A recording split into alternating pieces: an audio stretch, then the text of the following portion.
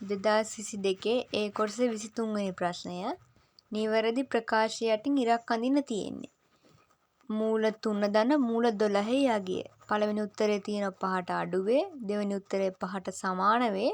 තුන්වෙනි උත්තරේ 5ට වැඩි වේ කියලා තියෙනවා.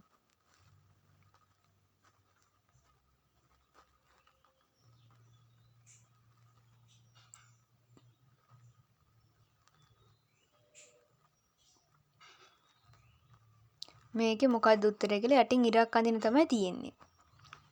මූල 3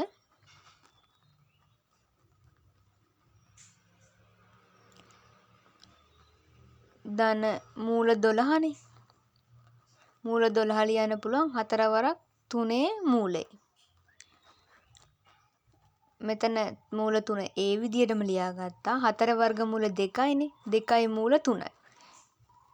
ඊළඟට 2යි 1යි එකතු කරාම 3යිනේ. 3යි මූල 3යි තමයි උත්තරේ එන්නේ. 3යි මූල 3 ලියන්න පුළුවන් 3 වර්ගය ගුණ කිරීම 3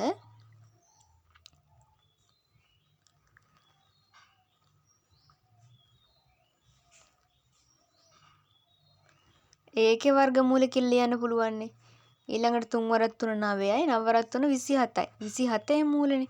27ේ මූලය අනිවාර්යෙන් 5ට වඩා වැඩි වෙන්න එපා. 25ේ මූලෙත් 5යිනේ. ඒ නිසා 27ේ මූලේ 5ට වඩා වැඩි.